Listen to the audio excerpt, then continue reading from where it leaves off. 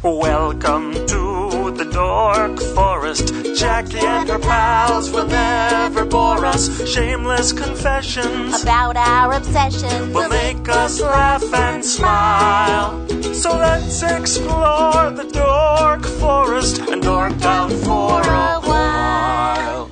Hi, this is Jackie Cation, and you are about to listen to the Dork Forest since 2006. And it is on iTunes, of course, where you may have received it. You may have gotten it at dorkforest.com. Feel free to review it on iTunes. We are part of the All Things Comedy Network, allthingscomedy.com, where my new hour special, This Will Make an Excellent Horcrux, is available for $5 download. Knock yourselves out. My website, JackieCation.com, has a player if you want to just listen to it and you don't want to do iTunes. And JackieCation.com has everything. It has my stand-up schedule. It has a merch page where you can get Dork Forest t-shirts and even order a Dork Forest hoodie if you like. All of the shirts are made in America because while I'm willing to wear clothing that are made by toddlers, I'm unwilling to sell clothing made by toddlers. The hoodies, special ordered, for some reason, still made in the Philippines. I don't know why. Possibly because they're super cozy, and I don't sell that many of them, but I should work on that. Anyway, there's a chance to donate to the Dork Forest. If you enjoy the Dork Forest, feel free to donate. $100 a year makes you a super fan, and you could do that in one chunk of $100, or you could break it up however you want, because I have not made that easy for you. It would be $8.33 a month if you want to do it. You could also just order stuff if you want Dork Forest t-shirts or CDs or DVD. I have 3 CDs out and 1 DVD, and you can order all of them.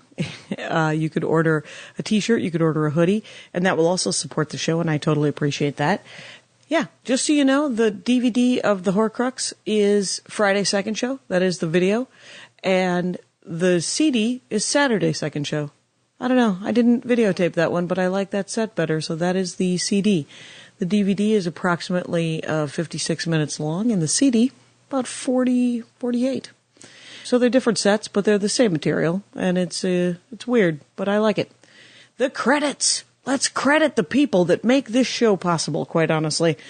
We have Mike Rickberg, who sang the intro song and composed the intro song and sings it with his girlfriend, Sarah Cohen, and he will sing Mexican Hat Dance at the end of this. The audio is fixed every week, and the teasers are created by Mr. Patrick Brady. Mr. Patrick Brady, friend of the show. Vilmos does my website, JackieCation.com. So if you're looking for someone to do your website, go to JackieCation.com, scroll down, and click on that link. All right, let's do this. Enjoy. At RBC Wealth Management, social responsibility starts at the top. As a part of the Royal Bank of Canada, RBC has been recognized among the world's financial, social, and environmental corporate leaders. Our sense of responsibility extends to our reputation for putting clients' interests first. My personal commitment is to help you achieve your financial goals by also considering sustainable and responsible investing strategies. To learn more, visit www.darlacashin.com. RBC Wealth Management, a division of RBC Capital Markets, LLC. Member NYSE, FINRA, SIPC. Hey, it's Jackie Cation. I'm at Acon, but this is non-anime related. Sitting with me, Andy Ashcraft. My in-house resident game designer expert, and our guest today, Josh T. Jordan. T, yes. As in Tiberius? I wish. Okay. Welcome to the program, Josh Jordan. Well, thank you. What is your Twitter handle? So people. At Josh T. Jordan. Oh, catchily enough. Spelled like all the normal. It isn't Josh with an umlaut. No. Josh Jordan, like the country and the basketball star, but somehow pizza people still get it wrong. Oh, interesting. That is that's a special gift all by themselves. Yes. So you have made RPGs, tabletop, and you brought. I brought a couple comics, or you brought These are the books. These are the RPG books. Yes. Tabletop. All right, so we're talking tabletop gaming today. Mm-hmm. That's why I brought Andy Ashcraft with me. Yay. All right. Hey, one of my favorite things to do. All right, well, start asking him questions. Well, first off, I have to say that I bought Heroin under somebody's recommendation last year. Oh, right on. The PDF. The PDF through Drive-Thru RPG. Mm-hmm. And really, it's really quite interesting. I haven't played it, but I've read through it.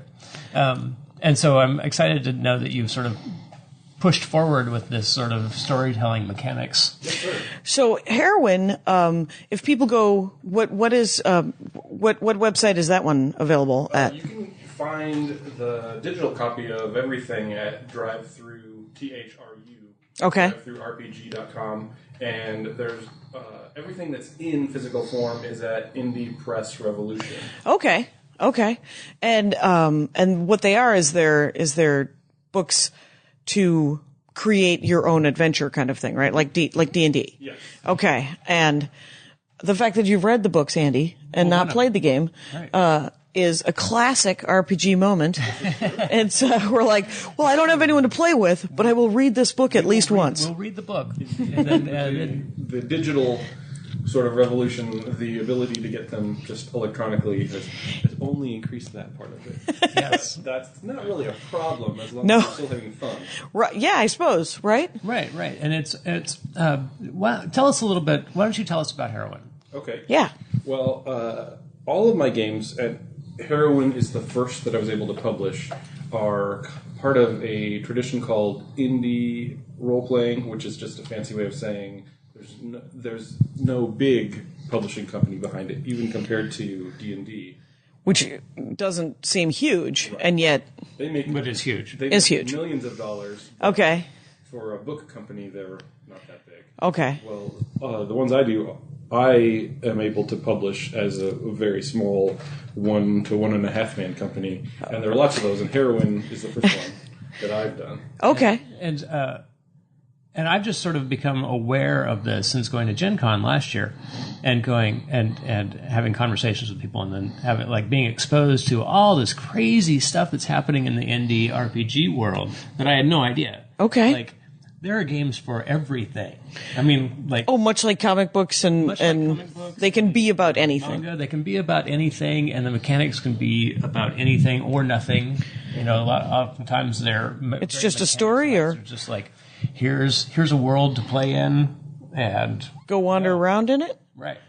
And the ones that Heroin, we'll just talk about Heroin for a second. Yeah. That's the one that I came out with. It's only been 2 or 3 years, but basically a lot of the movies and stories that I like as a kid that were kind of in the fantastical world Yeah.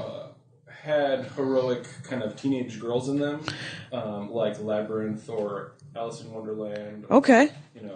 Wizard of Oz even. And that would be a terrible D&D game, but it's a fun story. Okay. Because D&D is more a smash and grab kind of thing, and so it's party. it's party. It's a group of people. And it's not solo quest, Right. coming of age lady thing. Right. Okay. It's equally important, and they all kill things. Okay. Which is not what, say Labyrinth is really about. There's more than one interesting character. Okay. But the role-playing isn't really there. So I made a game that does that sort of story.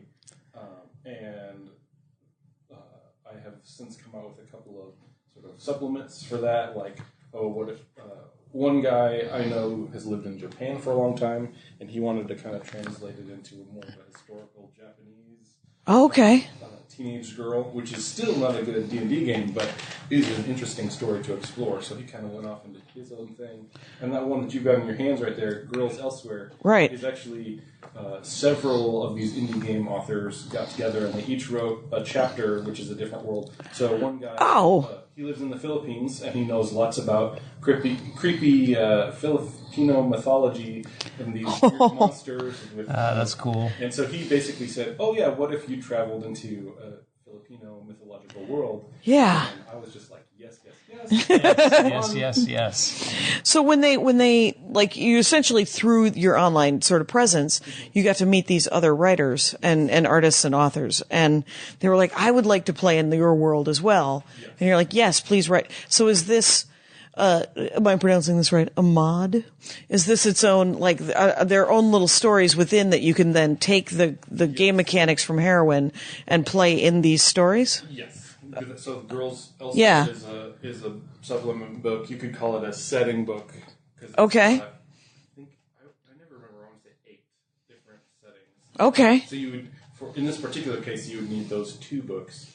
Right. in order to use what's in Girls Elsewhere. It's like American Girls dolls, but more adventure-y. Yes. And yeah, that's Actually play your American Girl doll character in these games, right? I might not personally enjoy it, but no. But if someone were into American Girl dolls and they wanted to take their sweatshop worker kid, which is what an American Girl doll is, they're like in their weird Frequently. American, like they're never like it's what the one girl's a slave, another one's like Some of them are wealthier. right. They have wealthier ones, but they have poor kids, and they have and so. But the initial one is like. It's cool that you went with like a coming of age because there's so many coming of age boy stories that this is really fun for a market that doesn't always, have stuff for women. absolutely. Yeah. Right. And we do see a lot more stories about them, like you say, like Labyrinth and Alice in Wonderland. And there's and I guess Wicked. Oh, right. I'm sorry. Not Wicked? Maleficent that just came out. Right, which is essentially that Wicked. That sort of story for for little kids. for the girl, the Sleeping Beauty girl, Okay. because she's I've only seen the trailer, so Sure. right. But Go forth. I'm willing to speak about it at length. No. Please, And therefore true. please hold forth. Hold forth about how great this film is. I believe that a central character to that is the Sleeping Beauty character, who's 15 years old. And Okay. so this is sort of her awakening, which is what a lot of these are. Like a Labyrinth, it's about the girl's awakening and sort of realizing self-awareness, becoming self-aware. Okay. But what I like about these games is that instead of the mechanics being about fighting or breaking open doors or treasure gathering, the mechanics themselves are about the storytelling, right? So, where did that come from? Where did that? Yeah. What are the mechanics? How did you get there? Well, the two things that I wanted to do in Heroine were make, on the one hand, like we talked about, make something that would sort of reproduce this genre of story, the coming-of-age girl story, especially when she gets whisked away into sort of a magical world. It's like, all right, you're the one who can save the day. What does that look like for you? Okay. And on the other hand, make a game that is perfect for my wife, who is a role player, sort of. Awesome. She's a role player, and I'm not knocking her ability. It's No. some days she's on board, and some days she's not on board, and she has a very social job. So Are you married to me? He's constantly trying to invent a game that I will play. exactly. Okay. I think that's a good source of inspiration for Yeah. a lot of creative people. But so She is my basically- muse. Sure. And your muse wanted. She likes to play games, but sometimes she doesn't want to be in the spotlight. Sometimes she's perfectly happy being the focus of attention and what's going on in the story. Right. Sometimes she'd much rather just be sort of a supporting character, like a helper. Okay. And in Heroine, what I tried to do is make the different roles. So there's the narrator, who kind of controls and describes what's going on and controls all the bad guys and all of the bit players, like a GM. Okay. And then there's the heroine, who's the main character and makes all the big choices, like what are we going to do? How are we going to stop this? Okay. Overcome this thing. Right. And then there's all the little companions who are kind of the weird, like I'm the cowardly lion. I'm Hoggle from Labyrinth or whatever. Okay. So that role is specifically for my wife because the companion player can decide, I want to totally mess with how the story is going. Okay. I just want to kind of be a helper in the background. Okay. So you can, okay, so, I mean, that's one of the great things about the tabletop RPG is that it's really choose your own adventure. I mean, you get to pick, and I remember when I was playing that first D&D adventure, I had never played Dungeons & Dragons before I met you, and we met a witch, and the witch said, you have 3 questions, and I go, how tall are you? And Andy goes, well, that was 1. And I was like, damn it! And the other people at the table were like, no, stop talking now. If you could please stop talking now. And, right, so I never know. I forgot about that. Oh, I have not. That's because that's how you learn. That's how you learn how to play a tabletop game. It turns out by inadvertently throwing away a question. Kind of a mean GM. No, you are not. But you. I must have triggered something. All your favorite stories about my game are when I was a mean GM too. No, I think because the only other one was the dragon one. Sure. When we found aging dragons, and I said we had fought these lizard things, and we found aging arrows. Arrows that would make things age. Okay. Right, and then we ran into a baby dragon, and I said, should I shoot it with the aging arrow? And the other 3 players went, no. And he goes, well, if you wanted to. And he knew that they weren't going to let me. He's like, I don't think you understand. I was like, why would I understand that? Why would I know? Why would I know that dragons become more powerful and more magical and more whatever? They get older. Right. Right. The rest of the world hates the aging. Right. Not in D&D and Dragons. The rest of us are just reviling the elderly and putting them in tiny boxes. D&D since we were 13 years old. We have great respect for our elders. Oh, it's so beautiful. The two of you. That's how we were taught to respect our elders. He's making a superhero RPG, and one of the things that he was one of the keys. Correct me if I'm wrong, Andy, is that the character sheet was simple enough that I could create a character. Yes. Because I'm not good at creating characters. Again, it's like you were saying, you make it for your loved ones, and I know that if she looks at a champion's character sheet, she's just going to go, Nope. Make me a character and I will play. Tell me how many dice to roll and I will be psyched that there's 37 dice involved. But I don't want to have to, and because there's different levels of liking these kind of games where some people have read the books and reread the books and swallowed the books and have memorized the books. I am not that person at this time. Yourself? Are you book related? I'm perfectly happy to play D&D and or read books that I will never use, but I sympathize completely because I have made several D&D characters for my wife in the I'm willing to play, but I don't want to do any homework department. Right. I can understand that. Yeah, and I think that's a very common thing, and I think about this not just for tabletop RPGs, but also for other board games electronic games and board games and all that. Things that look complicated is a huge turnoff to a lot of people. Right. And we could actually make this industry bigger by making the games look simpler, even if they're not simpler. Right? Even if there's really complicated things happening in the game, if we just made the games look simpler, we would get over that hump of like, oh, I can't commit to that. Right. Not even necessarily hiding the complexity, but just like delaying it. So it's like you don't need to know everything before you start. That's right. Yeah. Oh. Can we start playing in 20 minutes? I love that. Please do that with every game ever created. Right. Because I would like to start playing in 20 minutes. Remember that weird Hellraiser game? Yeah. Which was Descent into Hell, is that what it was called? Yeah, I think so. It had a bajillion tiny chits. Oh, yeah. And it was just too much. It was fascinating. Mm-hmm. There were the rings of hell. You were like, I want to go through the rings of hell. Who doesn't? Virtually through a board game? Okay. Yes. But it took us an hour and a half to set it up. And I was like, I am done now. And they're like, well, we're going to start playing now. And I was like, all right, well, I'm going to get a soda. Then weirdly enough in that game, we hit a weird rules anomaly, and after an hour and a half of setting up, the game was over in 20 minutes. That's backwards, I think. It's yeah, that's weird. Yeah. So what do you create characters in the heroine thing? Is it like that? Yes. There are character sheets. You don't necessarily need them. They're more. I'm flipping here. I also like the size of this book. Yes. This is one of my biggest games, and it is 58 pages.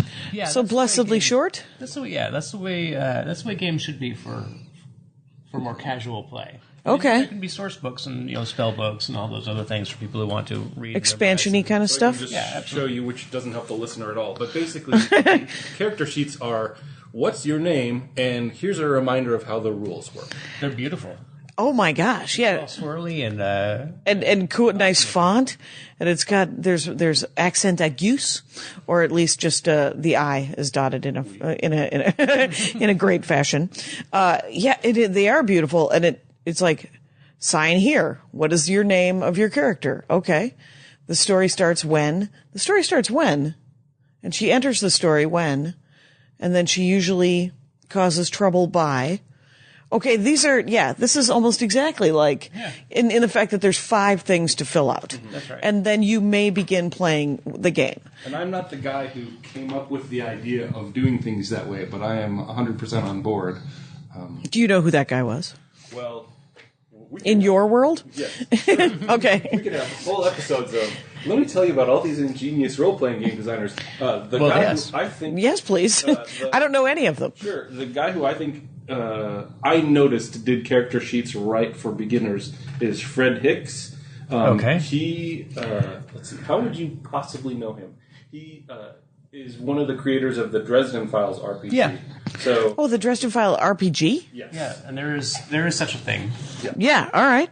But he came up with a game, and it was basically, I think there's 5 questions that you answer on the character sheet, and it's got about as much information on it. Like there's some check boxes to remind you where you are in the story. In his game, it's kind of about you're an insomniac, and you have been awake for so long that you have gained superpowers and access to a crazy world. And basically it's, do you want to become so powerful that you go insane, or do you want to try to run away a lot? And those are really... So basically it's a game with a death spiral. It's not a literal death spiral, but it's like kind of a... Right. The more powerful you get, the closer you are to the end of your life. Yes. And I really like interesting. He made it... Like, his character sheet is as simple as it needs to be. There's another one that I will mention by a guy who, good luck Googling this, it's Epadiah Ravishal. The easiest way to find him might be to go to my podcast, because he was one of my first guests. You have a podcast? What is your podcast? Thank you very much. Another guest on the podcast, I forget which episode it was, but it's tellmeanother.net, and it's a podcast about all kinds of storytellers. Oh, that's right. Hello. It's yes. The lovely Jackie Cation on. Yes, I was I was on that one. And so tellmeanother.net. Yes. As if people want, I mean, I posted it, just around, but if they want to listen to all the episodes, they go to tellmeanother.net, and it's also on iTunes and all that stuff, Yes, right? Okay. Indeed, please do. Epadiah Ravishal was one of the first guests, and he made a game called Dread, which the character sheet is answer these 5 questions. That's the whole thing. Okay. And his game is a Jenga tower, and it's sort of like some kind of scary game. It can be zombies or whatever. Right. But whenever the GM tells you, okay, this is what's going on, and you decide, well, I shoot the zombie, you need to make a pull on the Jenga tower and put it on top. And if the Jenga tower falls off, when you have pulled your character, you then describe how your character has died. Okay. So it's a tell the story of your own death game. Like you get one paragraph to explain how you just failed miserably, or you can have the GM do it for you. But basically, it's his game is super clever in that I dare you not to be nervous when you're playing Jenga. Okay. But the whole point of a kind of a scary game is to get slowly more nervous throughout the scary movie you're watching. Right.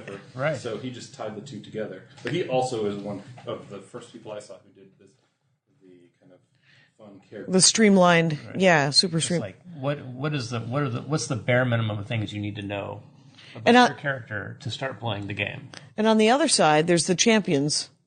Right. And then you sort of need to have trigonometry, calculus. What's happening? You need to do a lot of number crunching. Yeah. Okay. So, are there any other ones that we haven't? Because I've played D&D, and I've played Champions, and I've played Pathfinder, right? Which is D&D, but Fate is another one where it's a little bit more complicated than 5 questions, but it's really sort of focused on how do you define your character, as opposed to how does the game define characters and then choose one of these things. It's sort of like you make up whatever stats you want. Okay. Kind of I am good at these things, and then you put a number behind it. And then more specific, the thing, like if say I'm good at fighting, but you're good at sword fighting. Okay. If we're in a sword fight, yours matters more. Okay. But if you're in a fist fight, then you're even, kind of. We're just kind of making up I mean, there are lists that you can use. By the way, Fred Hicks is one of the adventures. One of the designs, yeah. Yeah. Oh, cool. So go Fred Hicks. No, it's fascinating because do you play a lot of do you play as many games as possible in addition to? Well, I have 2 small children. Okay, how small? Question. 3 months and 3 years. Aw. So I go to Gen Con as often as I can, and I play with friends as often as I can. Is that your phone? Wow, it sounds like it came from across the room. That was perfect. And I turned my phone off for the very first time here at the Dork Forest. So you go to Gen Con, if people don't know, is a board game convention in Indianapolis. It started out in Lake Geneva, Wisconsin, where I'm from, Wisconsin. And where D&D was started. Was Gary Gygax from Wisconsin? Yeah. I don't think I knew that. I don't think I remembered where he was from, but... Well, I'm from Wisconsin. I should know all Wisconsin. Liberace's from Wisconsin. We have Ed Gein and bowling. Jeffrey Dahmer. There was bowling, sure. There was, so Gen Con, but it's in August in Indianapolis. Right. And, we'll be there. We will be there. You will be there pitching your board game. Right. I will be doing crackers downtown, ladies and gentlemen, August 14th through the 18th. Come on down if you're doing Gen Con or live in Indiana. And so I'll be doing stand-up that week, and you'll be going to Gen Con. This is synergy between us here, by the way. This is beautiful. Are you going to Gen Con as well this year? Excellent. Do you go every year? Or try to? Family allowing. Family right. permitting. So sure. Every year, or sometimes I'll miss one. Okay. How long has it been going on? Oh, I don't know. Since it moved from Lake Geneva to Indianapolis, I suppose it must at least 10 years. Okay. I want to say 20 or 30. Okay. And it's probably closer to 30. And it's 80,000 people? Oh, I don't remember now. I think it was something like that. Okay. It's a lot of folks. I remember because you had never been, right? You went for the first time last year? Yeah, the first time last year, I had a great time.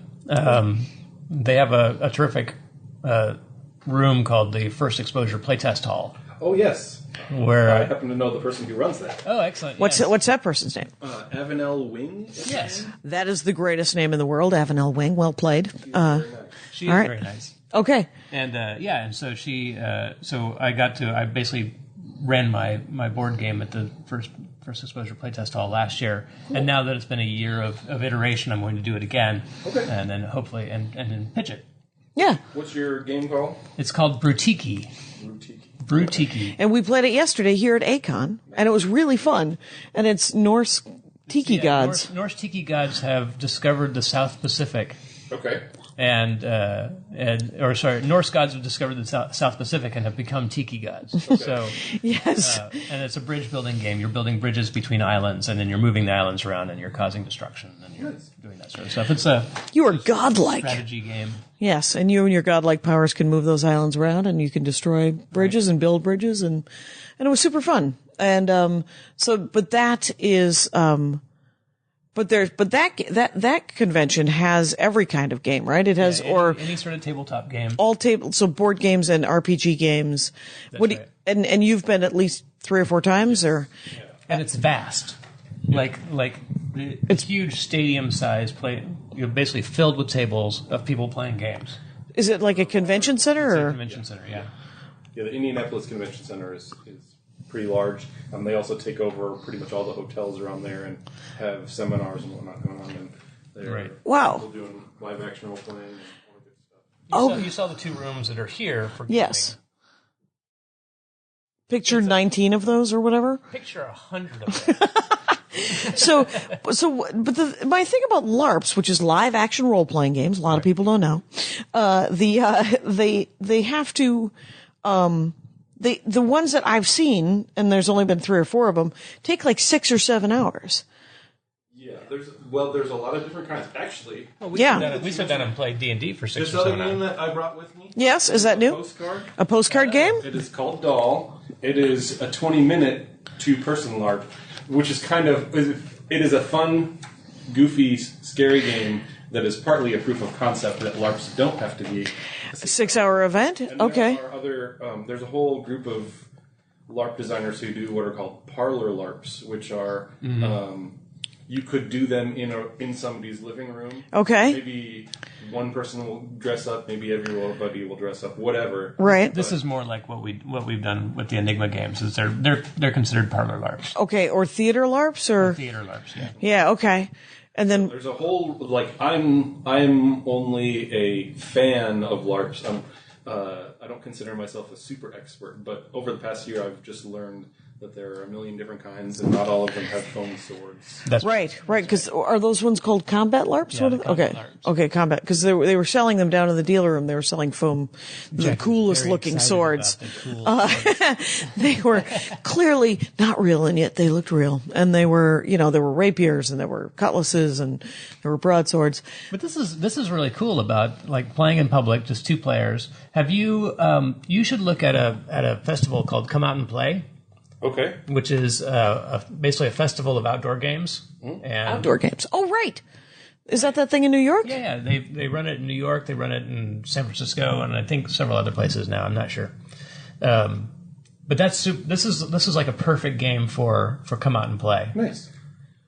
So, Let your freak flag fly kind of thing. Very like much. Very advertising that normal people play these weird games. Yeah, and it's just what it's meant to be is it's a festival of sort of games that people can walk up, like they play it in public spaces, they run it in big public spaces, and people can walk up and just go, oh, this looks fun, can I play? And yes, they can. Mm-hmm. And they okay, can totally just because jump in and play. there's some sign up, but there's also Yeah, there might be like there might be, and they range from being very much sports like games. So what was the one where somebody duplicated the game where Tarzan swings over the? Yeah, we the first one I went to, I helped a guy. I was basically just a volunteer and Just to see what it was, right? And he did live Pitfall in a theater, and so basically had a rope swing across the stage, and people just sort of cycled through, swinging across, and he projected the classic backgrounds from Pitfall, the old right backgrounds, and the only judging were people up in the projection booth actually just watching and going, yeah, he fell in the water. And that was the whole game. And that was the whole game, and it was totally fun. There's another game that there's like 3 or 4 different settings for called Parsley, like Parse, Parsley, and the premise of that is the old text adventures like Zork and all those other ones where it's like so imagine the GM is holding his little clipboard and you're the player, you step up on the stage and he says, you are in a forest. You have a sword. Exits are north and west. And he just looks at his little flowchart, and you say, I go west. And he'll say, oh, you see an ogre. And they'll do lines out the door, and people tend to die in like the first okay. turn. But then you'll listen to the last guy, and you're like, oh, there's an ogre over there. I can't kill him with my sword. So each player is the life, Yes. and so you're Oh, it's just a row of, and essentially you're learning from it's evolution. What's the name of that game? Except that your memory is only so long, right? Right, I suppose, right? So if you're like the 7th person back, you don't hear how the first person died. Oh, right. So you could repeat that. Okay, that's. I like institutional memory games. It's there was that one. Then there was the Come Out and Play. Circle Rules Football was like a really sports oriented game where it was a giant field and there were people running all over playing this ball game, and then there was like a keep away sort of game that was played that was also very sports like, but then they also play sort of scavenger hunt games throughout the city. Oh, right. And then there was some game where you had to get people to dance across Times Square with you. That's right. Your goal was to get people who are crossing the street to dance across the street with you. Okay. And it worked, right? Some people did it. And people did it, and people were having a great time. So that's one where the players were actually like encouraging other people to join the game that way. I like that. Right. And then there was something between the shuttle, the That's right. subway. There was a game. So what's that little tiny piece of subway that runs between? Just the S, the shuttle. The shuttle. Yeah, it's just the S train. In New York.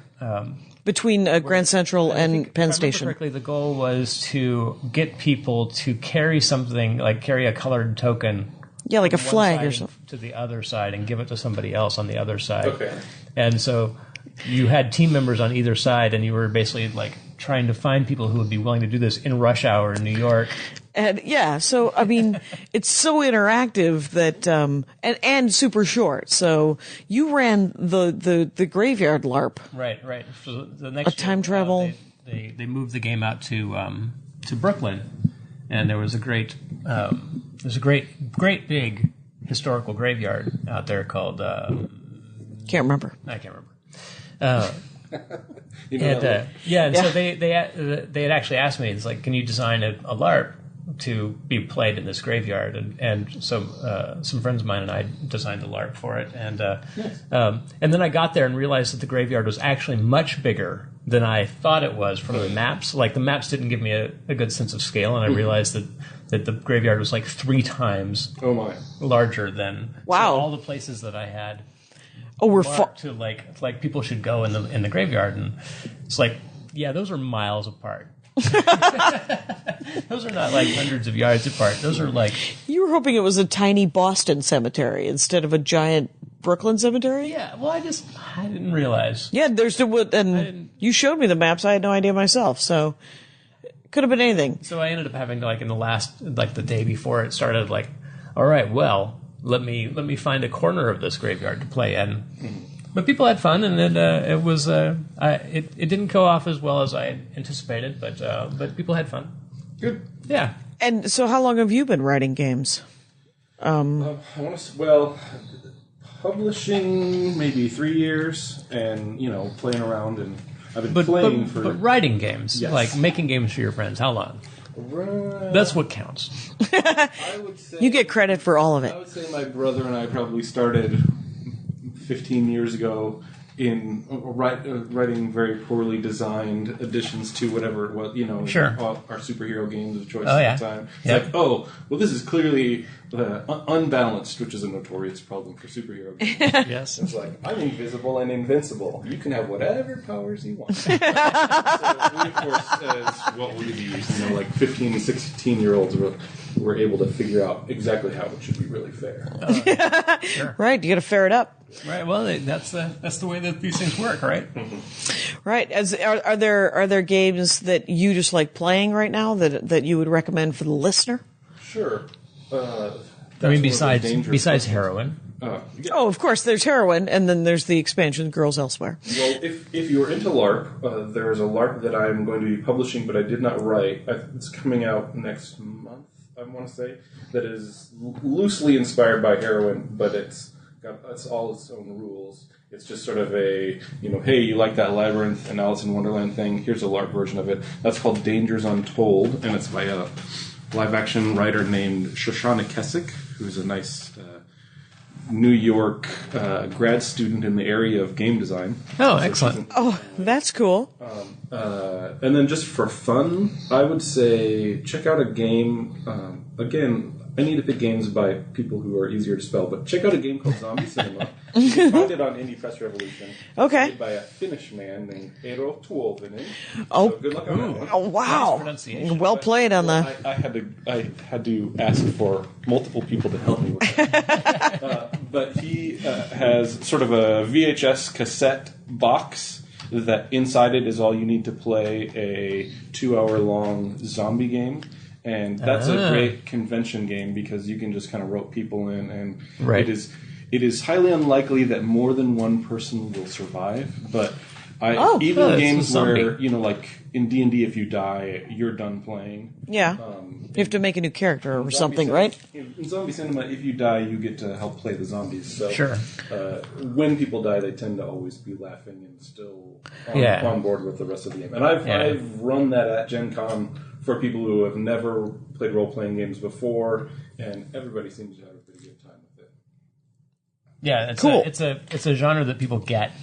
right? And then That they're, zombie like, thing, or yeah, and they're perfectly happy to play zombies too. Like once they're done being scared of the zombies, and it's almost cathartic to go and be a zombie.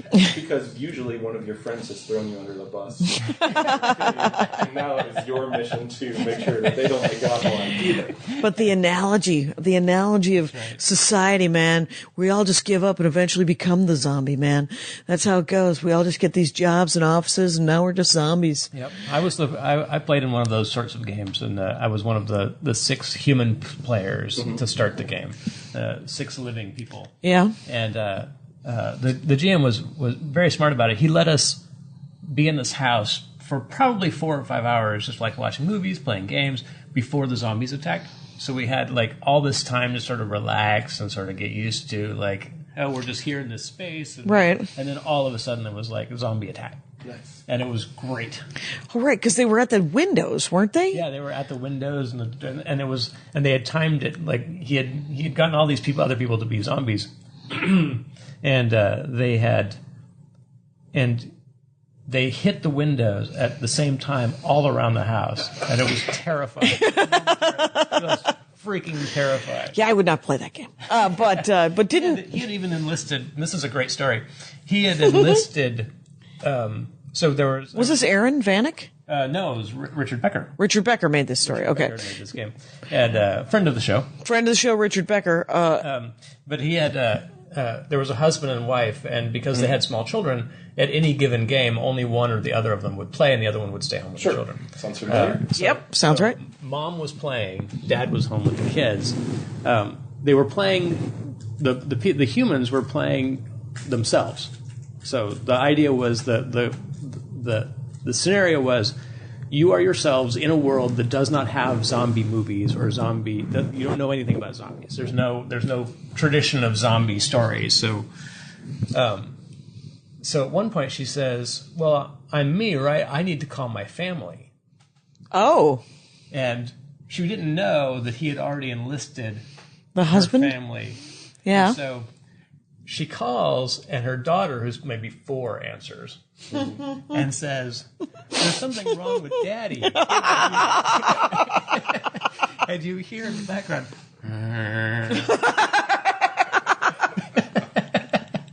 Wow. That is some deep, deep play, my friends. Play.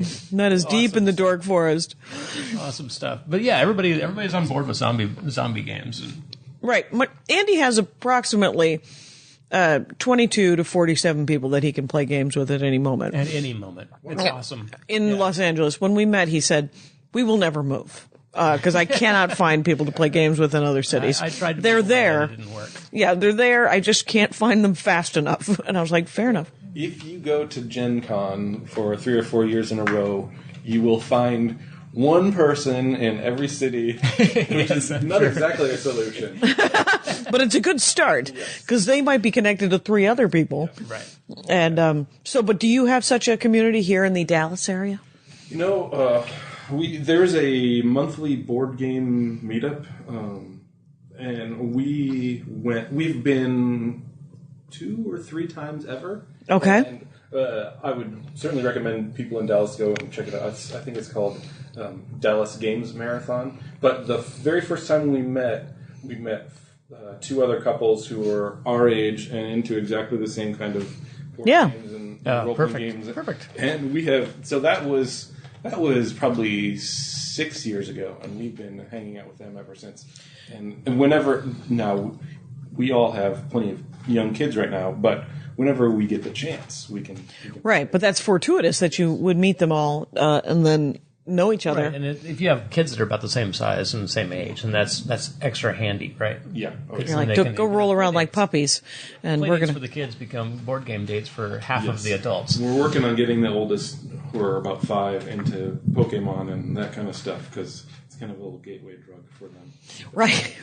There was one of his friends. They have a small child, and he was always around, and so we were playing Candyland once, and Judy comes over, the mom, and says, "How's it going?" I said, "He's doing pretty well. I'm not letting him win." She goes, "Oh, please don't let him win. He's going to be playing games for the next 70 years. He has to learn how that it so doesn't matter. There'll be another game." And I was like, "Oh, good. I mean, I'm not going to kick his ass. He's 5. It seems rude." And honestly, you can't in Candyland. Yeah. It's Candyland completely random. is a terribly designed game. Ooh. But a nice experience. I see. It plays itself. Yeah, there's no choices. You just It's just colors. Follow the rules. Right. Here's how to. It's basically a training game for kids, so you can teach them how to follow rules Okay. of games. Oh, the next game? Yeah. It's like, this is how games are played. This is how games are played. Follow Okay. the rules. And then Later on, we'll introduce you to something more interesting? yeah. Okay. We actually we get Highlights magazine, the even younger kids version for my 3-year-old. Wow. And they had a board game inside of that game, which I thought was, and I don't know why I'm harping on Candyland, but I thought it was better designed than Candyland. So he and I played that until it fell apart. Well, any choice point would make it a better game, right? It was a very similar looking board, but it's like, okay, do you want to go to the apple or do you want to go to the banana? Right. And Oh, they've doubled your fun. Yes. They've doubled your fun because Exactly. and you could take 2 different routes. Yeah, I mean, have you ever played Quirkle? Have you seen Quirkle I yet? have seen it, and I hear good things. It is idiot Scrabble, and I like it because I'm terrible at Scrabble. Okay. And for some reason, as a person who deals in language all the time, I hate that I'm bad at Scrabble, so I can't play Scrabble. But Quirkle, it's just shapes and colors. I don't care if I'm bad at shapes and colors. It turns out I can be a moron about You don't have to give yourself esteem. No. Shapes and colors. It is not hooked up with how I am at getting shapes and colors in the right order. So so I can play Quirkle. And how great would it be if I could look at my tiles of Quirkle and one day get good at Scrabble? How great would that be? I think it might help. It can't hurt, for the love of God. Well, I don't understand why I can't see words. You know, we barely touched on this doll game, but I want to go back to it because I'm looking at these cards and it's one player plays the doll and one Okay. player plays the child. Oh, weird. It's supposed to be a little creepy. Yeah. It's funny that it's It could it's sort of be a creepy. trigger for a lot of people. Yeah? It's just the creepy toy is a Right. scary element that a lot of people are like, oh no. But Yeah. But it doesn't have to be creepy. It does not, yes. in doll, the pitch for it is one player plays the child, one player plays the doll, and the doll doesn't always tell the truth about important things. So it's a 20-minute game, and the child is essentially there's a sort of a order of a few events happening, and the child player doesn't know exactly what's going on. The doll player decides this is what's really going on, and whenever the child asks me, I get to decide whether I'm telling the truth or not. Okay. And by So- the end of it, the child player tends to be Just furious at the doll. yes, It's like, I am going to throw this doll away. Yeah. And then that doll becomes Chucky and starts killing It children. never ends with the doll having completely convinced the child. well, the mechanic. So those are the rules. Mm-hmm. The sort of random element is you basically play a version of rock paper scissors, Mm-hmm. and except the child only wins 1 out of 3 times, and whenever the child wins, the doll has to tell the truth. The rest of the time, the doll can decide whether or not it's lying. So some of the scariest ones are when the doll never lies, and the child player just assumes that there's something ominous going on in the background. Oh, It's like, yes. your parents are fine, they're just in the basement working on the plumbing. And that is literally what's happening. But the child player assumes that's too easy. There's got to be, my parents are both dead. Right. And they can't get Well, get the win to get the truth answer at the right moment. Well, you've officially creeped me out, and I won't be playing it. Congratulations. Play in public. Bring a doll, puppet, play. or She's other wrong. toy. She's wrong. We'll play. You play the doll and speak for the doll. Oh, like you really do. Like when you're playing doll. Yeah. Okay. Like when you're playing any action figure doll. Talk to the doll. Talk to the hand. Talk to the hand that's got a doll in it. And the doll knows everything, but isn't always honest. Oh, creep factor 9. It's You can find it if you aren't sure you want to play. Yeah. If you go to YouTube and search for, I have a YouTube channel that has maybe like 5 or 6 things on it. But so if you search for Josh T. Jordan, you might be able to find it. There are some recordings of me playing doll with people and and other people playing it. Yeah. Excuse me. There's a guy who has a Salvador Dali doll. Yeah. And he does just the creepiest. Everything is okay. There's nothing to worry about. Well, as soon as the doll starts talking, you've definitely entered into a world that You could give it a creepy voice, or you could give it a nice voice. Gee Willikers, everything's fine. I'm wearing a baseball cap. I'm your doll with a baseball cap. And you're like, I'm still creeped out because you're a doll. Look, I don't know which is a creepier voice. The normal one? Or the scary? You're right. Whether it's your Bane or if it's like, or something. Right. What sort of voice would Laddie have? Oh, I have a Dog. right. Probably barks. But Laddie doesn't have. Yeah, there's not a lot of chatter with Laddie. My childhood stuffed animal is a dog, Laddie, because for some reason I loved Lassie, but I wanted a boy dog, so I named him Laddie, and makes sense. Sure. And because I was reading Jim Kielgard, and what I really wanted was an Irish setter. I wanted Big Red or Outlaw Red, which were the two books brought up in an earlier episode of the Dork Forest. They were outlaw. The fact that woman knew, I hope that episode. Exactly. Yeah, there was an episode I did here at Acon with Kristen McGuire, and I brought up a children's book that I had read as a child. Could I have? No, right? Because I'm more than willing to more than willing to. You got a new children's book you want me to read? Feel free, Jackie at JackieCation.com. Send it to me. Mm-hmm. Anyway, but the dog books were written by a guy named Jim Kielgard, and there was one about a show setter, like a dog show dog, and it was an Irish setter. And it was named Big Red. And then Big Red sired a dog that was a rebel. And that dog was Outlaw Red. And Outlaw Red ran away. And Outlaw Red runs into the woods and in Tennessee or Kentucky or whatever, and then comes back and springs free a girl dog so that he wouldn't want to be alone. And so they go off into the woods, and I forget but she actually remembered this, Kristen McGuire. She remembered all these things about Outlaw Red and about I know. There was a line in the Jim Kielgard book about how they were going to get rid of Outlaw Red because, the boy already owned 2 dogs and there wasn't enough love in his heart to have 3 dogs. I know it. It seemed a little dark. I was like, they're dogs. And a little insulting to the kid.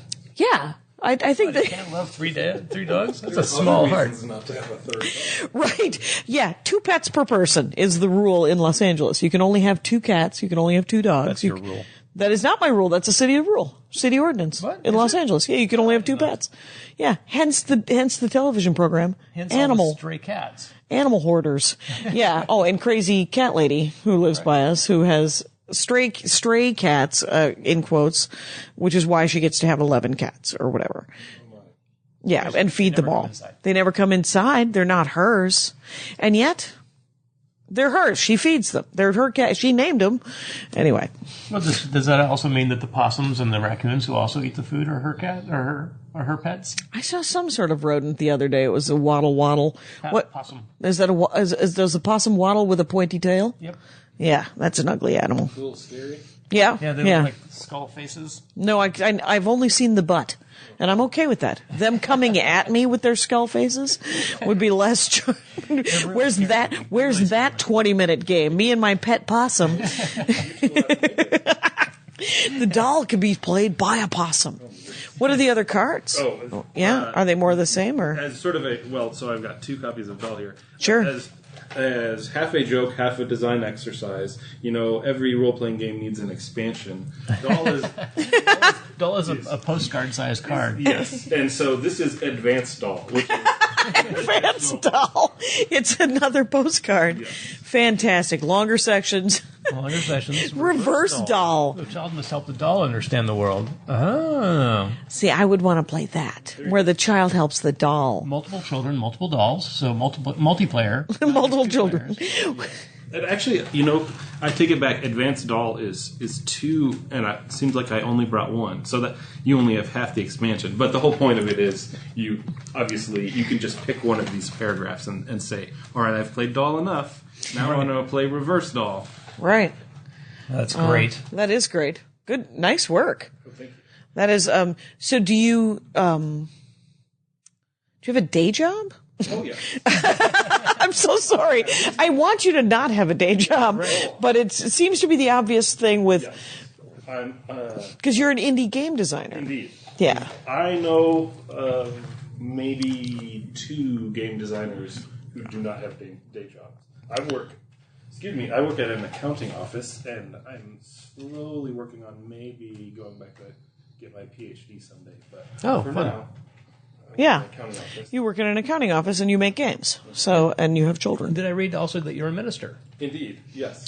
That is another job that I have that does not pay all the bills. I was going to say that can't pay more than $100 a week. And then you got the podcast. Yes. Which is another non-paying. You've really got a good fiscal plan going here. Those are my wife. Okay. Well, no, It's a good collection. You've got a good collection of Yeah, it's fun. And things that will almost pay you. yes. And if any one of those things decides to start making more money, right. then, accounting will never go anywhere. So. Right, and accounting, it's definitely one of those things that will always be there. So that's Would a PhD be in theology? It probably would be something more game or story related.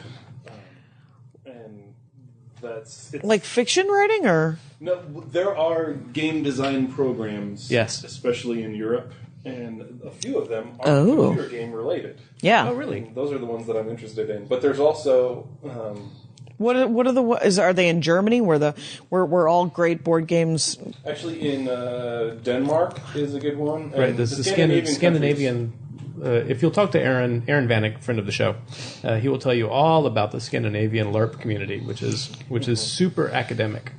Because they're Really? more socialist countries, you can have a government-sponsored club about anything. Okay. Which has been going on long enough that the LARP clubs are actually fairly well put together organizations, and they have conventions there just for not just for games, not just for LARPs, but this one's about this very specific kind of. This is historical fiction LARP. This is They're science called, fiction Nordic LARP. LARPs. Yeah. Okay. Yeah, Oh, so weird. All that to say that it's popular enough there to support some PhD programs, but the sort of game studies academic world is maybe 10 years old. So I'm still figuring out if I pursue that, where is there going to be a full-time job on the other end? Because I don't want to live in Denmark forever. Right. Though I hear that they live forever because they have a really good social net. But it does get a little chilly. It is chilly, but and where are we now? Dallas. Okay. Well, I'm a Minnesota boy. Oh, are you from Minnesota? Where are you from in Minnesota? Rochester is where I lived the longest. Ah, Rochester. A southern Minnesota boy. Everybody else can call me The balmy, warmer. Yes, that's where the Mayo Clinic is. It's I've had one show there one time, did so poorly, got one laugh when I said how many people in the audience are just here killing time waiting for a loved one to die. And that's the only laugh I got. Because the entire audience thought it was the most hilarious thing I had ever seen. Because I had been eating it for about 25 minutes. And they were like, oh, this is not good. Please say something at least shocking. And so I did. And our lives were made better because of it. And then I never returned to Rochester, Minnesota to do stand-up comedy. Although I understand there is a comedy club there now. I've been to Dallas long enough that I couldn't tell you for sure. Sure. So you don't have to do comedy in the waiting room at the Mayo Clinic. No, I no longer have to. I was not. It was a dive bar. It was a dive bar, and there was, it's never good when the waitress has a bloody nose. Yeah, I'm sorry.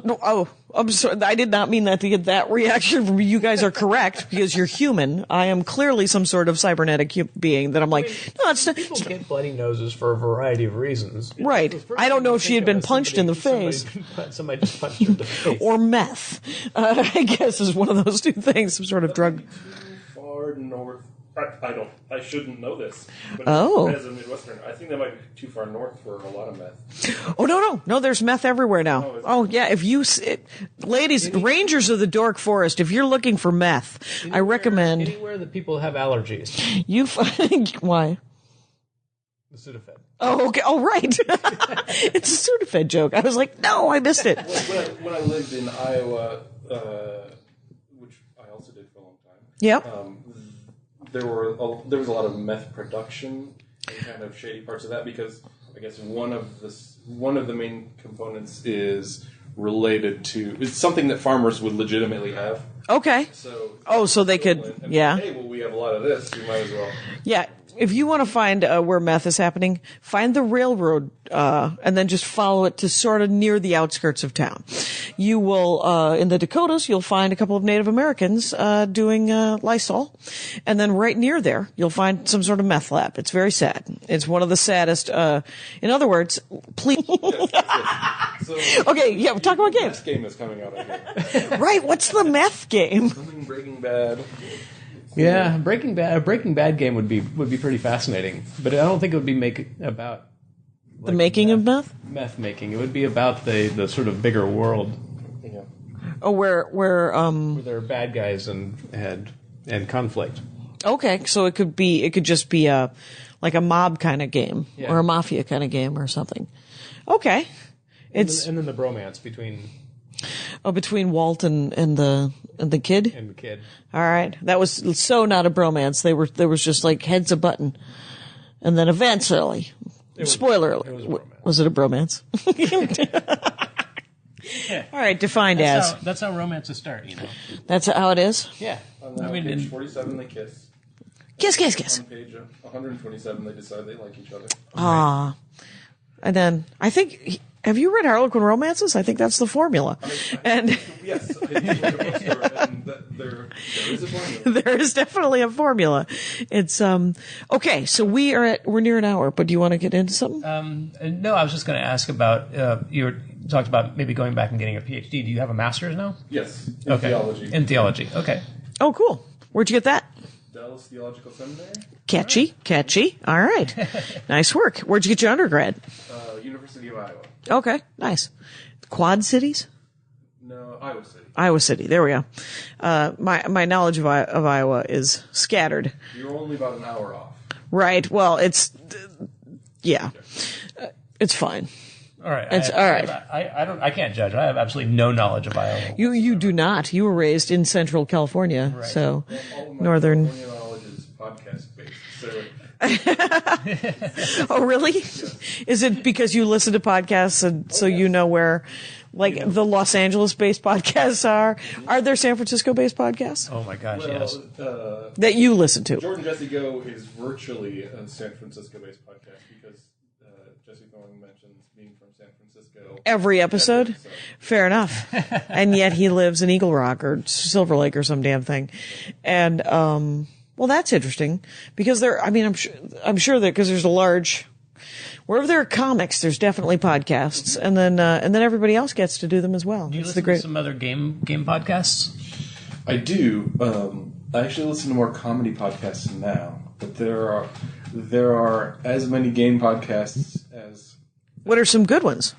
If you go to rpgpodcasts.com, you can find a bunch. Wow. Or spookyouthouse.com. There's a website for everything, it turns out. It turns out. There's a big list. I'm trying not to mention the ones that are no longer there because they stopped recording. Oh, right. The Jank Cast out of Chicago is pretty good. Okay. I feel like I'm throwing a bunch of people under the bus because they don't come to mind immediately. Oh, fair enough. But if you go to those two each Yeah. of those websites, there's a big list, and a lot of them are just a bunch of goofy, funny people. Oh, cool. Yeah, it's, the All Things Comedy is the podcast network that I'm in. And It's almost entirely stand-up comics, but it's all different kinds of podcasting. Like the Crab Feast is all storytelling, and then it can be Crab Feast. It's a crab feast where they have a feast, and then you tell stories to each other. That's the theory. You get to listen to them eat crab? Blessedly, there's no eating. There's no eating happening. Doug Benson has an eating podcast, but I don't know if there's a lot of nom nom nom and then talk. There was for a while, but they've gotten better. Oh, if they figured out how to not eat into the mic as much. All podcasts learn that. That is right. I had one episode with Matt Knutson where I ate an entire shrimp ring. Me, him, and dang it, I'm spacing the third comic. But Matt Knutson brought like a giant shrimp ring, and how can you not eat a shrimp ring that's in front of you? Right, you got to eat it while it's fresh. And we could have stuck it in the fridge. Let me ask you another question, another gaming question. What are you excited about playing that you haven't yet played? Board game or I want to role-playing game or I want to video game. Play lots of games because my kids are 5 years old and can play with themselves. I want to play more American freeform games, which are that's a broad category for things that are a little bit like LARP and a little bit like tabletop. Mm-hmm. There's one that's coming out called Night Witches by Jason Morningstar. He's come up with several games. But Fiasco is one of his first that I'm aware of. It's basically if a Coen Brothers movie were a game. Oh, cool. And literally halfway through, you roll some dice to see what terrible thing has gone wrong. So the first half of the game, you build essentially your world, and then there's a certain point where you roll dice and go, oh, well, that fell apart. So the last time I played that one, I was a gay cake designer who 2/3 of the way through the game, my bakery exploded and I died. Oh, which is okay because I was sleeping with the groom and I would have ruined the wedding if I had lived. Exactly, and now they could marry and be happily ever after. But no, he's got another game called Night Witches, which is a game that's about a historical group of people who are these Russian lady pilots in World War II who would fly into German-occupied territory, turn off their engines, and then just coast for miles and miles, and then drop bombs. So they were stealth planes because they would turn their planes off. So they were basically just gliding in? Is this a real thing? Yes. Based on a real... Awesome. Only the Russians. Yes. Good job, Russians, on how brave you are, but how stupid are you? Because that's crazy talk. Well, what's awesome about this is it just shows you can make games about anything. Mm-hmm. Yep. That's true. All right, let's recap some websites, and we have at Josh T Jordan for Twitter, and for Heroine and all of your games. What's a good site? You can. I could give you my blog, but I will tell you instead where to buy them. Which is, indiepressrevolution.com. Okay. Or if you just want the digital download, you can go to drive-through. That's through THRU, drive-through-rpg.com. Okay, and I'll link those too. And my little company is called Ginger Goat, so you can either search for the title Heroine, or you can search for Ginger Goat, and you'll be able to find everything. Ginger Goat, like a red-haired goat? Yes. Okay, cool. Or a guy who has red hair only on his goatee. Oh, fair enough. Ginger Goat. Yeah. All right. Wait a minute. I'm looking at your goatee. Okay. So, and how about you, Andy Ashcraft? Where can people see your games? My game. You'll be able to see it you'll be able to see Brutiki at the first exposure playtest hall at Gen Con. Right. And I don't know the times yet. Okay, but if you go to Giants Dance Games... GiantsDanceGames.com is where you'll see my resume and... and other games you've made. A few other things. But, and there are Piranhas there, too, if you want to play. Piranha's there, but that's fine. It's a print-and-play little fast game that came out of the game design workshop. All right, so, Giants is plural. Games is plural. Right. Dance is singular. Yes. Giants Dance Games. But really, come to Gen Con and play Brutiki. Play Brutiki. Come to Gen Con, play whatever game Josh is going to run and pitch there. Indeed, yeah.